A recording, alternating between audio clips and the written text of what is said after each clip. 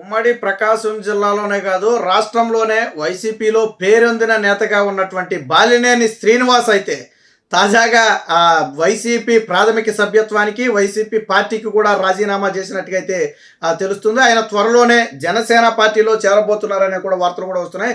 సరే, ఏ పార్టీలో చేరతారనేది కాసేపు పక్కన పెడితే ఇతరులు వెళ్ళిపోవడం వేరు, ఈరోజు బాలినేని శ్రీనివాసరెడ్డి వెళ్ళిపోవడం వేరు. ఎందుకంటే జగన్మోహన్ రెడ్డికి బంధువు, నమ్మిన బంటువుగా ఉన్నటువంటి వ్యక్తి, మొదటి నుంచి జగన్మోహన్ రెడ్డిని అత్యంత బలంగా సపోర్ట్ చేస్తూ నిలబడినటువంటి వ్యక్తి. ప్రకాశం జిల్లాలో వైసీపీ పార్టీ 2019 ఎన్నికల్లో బలంగా కనపడింది అంటే బాలినేని లాంటి వాళ్ళ సపోర్ట్ కానివ్వండి, నాడు వాళ్ళు చేసిన కృషి కానివ్వండి చాలా ఎక్కువ ఉందని చెప్పుకోవచ్చు. వాస్తవానికి బాలినేని శ్రీనివాసరెడ్డి పేరు ఆ రాష్ట్రం మొత్తం కూడా తెలుసు. ఆయన వెళ్ళిపోతాడని ఎవరూ ఊహించలే. అయితే బహిరంగంగానే అనేక సందర్భాల్లో జగన్మోహన్ రెడ్డి విధానాల పట్ల అసంతృప్తి వ్యక్తం చేసిన వ్యక్తిగా కూడా ఇది పేరుంది. వాస్తవానికి ఏంటంటే ఈయన కొన్నింటిని యాక్సెప్ట్ చేయడు. పార్టీ నిర్ణయాలు అయినప్పటికీ కూడా అవి మరీ వన్ సైడ్గా ఉంటే యాక్సెప్ట్ చేసే మనస్తత్వం బాలినేని శ్రీనివాసరెడ్డికి లేదు. అందుకనే గతంలో జగన్మోహన్ రెడ్డి నిర్ణయాల పట్ల అనేక సందర్భాల్లో ఆయన వ్యతిరేకత వ్యక్తం చేశాడు. మాగుంట శ్రీనివాసులు రెడ్డికి ఎంపీ టికెట్ ఇప్పించాలని చెప్పి విశ్వ ప్రయత్నం చేశాడు. ఒకనొక దశలో ఆయనకి టికెట్ ఇవ్వకపోతే నాకు టికెటే వద్దు, నేను అధిష్టానంతో తోడో పేడో తేల్చుకుంటానని చెప్పినటువంటి వ్యక్తి.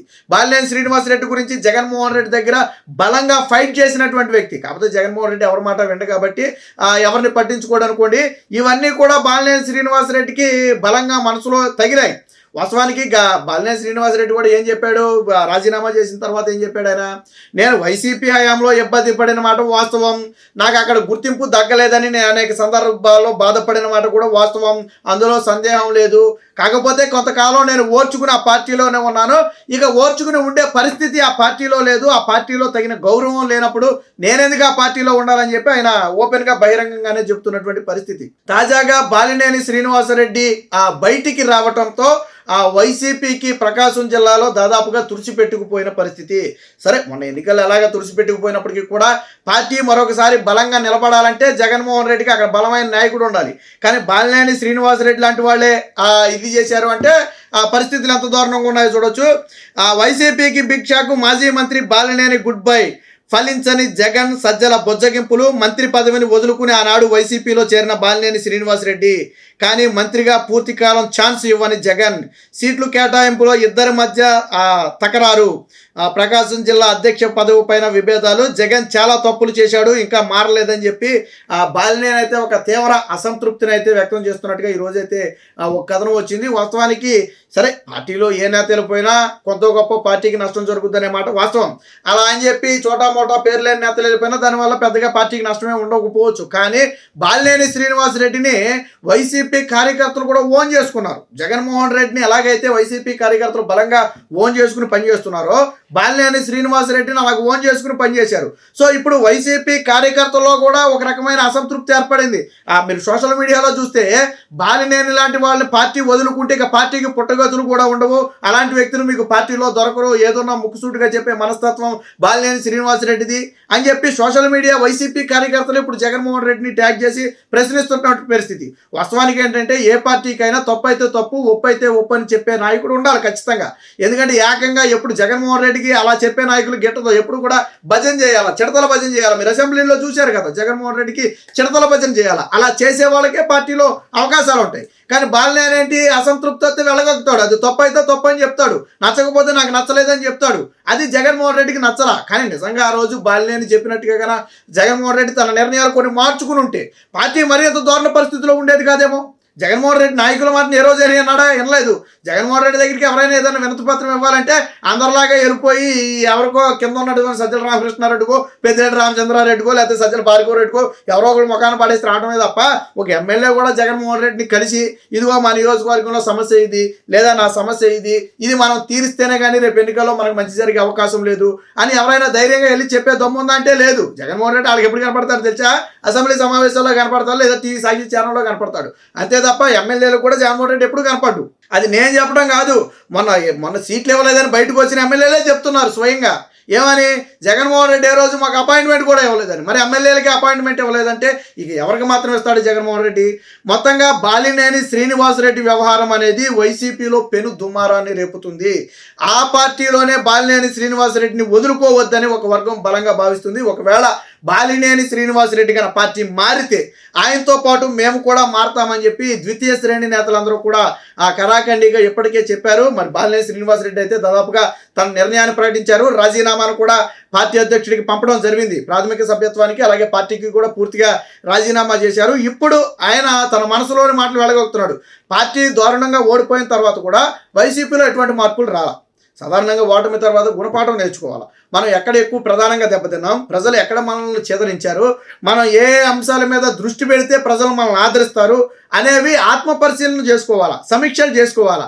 జగన్మోహన్ రెడ్డి పార్టీ ఈ రోజుకి స్టిల్ అదే అబద్ధాలను అదే విష ప్రచారాన్ని కొనసాగిస్తుంది తప్ప ఎందుకు మనం నష్టపోయామనే అంశాన్ని జగన్మోహన్ రెడ్డి కనీస ఆత్మ పరిశీలన చేసుకోవట్లేదు. మీకు ఉదాహరణ చెప్తా. ఎవరైనా సరే ఓడిపోయిన రోజు ఫలితాల రోజు ముఖ్యమంత్రిగా ఉండి దారుణ పరాజయాన్ని ఎదుర్కొంటే మేము ప్రజల నిర్ణయాన్ని శిరసావహిస్తున్నామని ఒక మాట చెప్పాలా. అది అపోజిషనా లేకపోతే అధికారం అనేది పక్కన పెడదాం. ఎవరైనా సరే ఓడిపోయిన నేత ఖచ్చితంగా చెప్పాలి, మేము ప్రజల నిర్ణయాన్ని శిరసావహిస్తున్నాం, ఖచ్చితంగా బలంగా ప్రజా సమస్యల మీద మా పోరాటాన్ని కొనసాగిస్తామని చెప్పాలా. జగన్మోహన్ రెడ్డి ఈ రోజుకి కూడా 100 రోజులు అయిపోతుంది. ఈ రోజుకి కూడా నేను ప్రజల నిర్ణయాన్ని శిరసావహిస్తున్నానని జగన్మోహన్ రెడ్డి ఒప్పుకోలా. ఏమంటాడు? ఓడిపోయిన రోజు ప్రెస్ మీట్ పెట్టి ఏమంటాడు? నేను అక్కా చెల్లెళ్ళకి అది ఇచ్చాను, అన్నదమ్ముడికి ఇది ఇచ్చాను, అమ్మఒడి ఇచ్చాను, రైతు భరోసా ఇచ్చాను, ఫీజు రింబర్స్మెంట్ ఇచ్చాను, నాకెందుకు ఓట్లు వేయలేదు, నా ఓట్లన్నీ ఏమైపోయినాయి. అరే బాబు, 5 ఏళ్ల పాటు నువ్వు చెప్పింది అదే, నీకెంత ఇచ్చా ప్రజలు నమ్మలా. నువ్వు ఒక మాట అన్నావు కదా, మీకు మంచి జరిగితేనే నాకు ఓటేయండి అన్నావు. వాళ్ళకి మంచి జరగలేదు, వాళ్ళు ఓటేయలేదు. నువ్వు అన్నమాట కట్టుబడాలి కదా. నువ్వేమన్నావు? మంచి జరిగితే ఓటేయండి అన్నావు. మంచి జరగలేదు కాబట్టి ఓటేయలేదు. నువ్వు ఒప్పుకోదాన్ని. ప్రజలకు నేను చేశాను అనుకున్నాను కానీ చేయలేదు.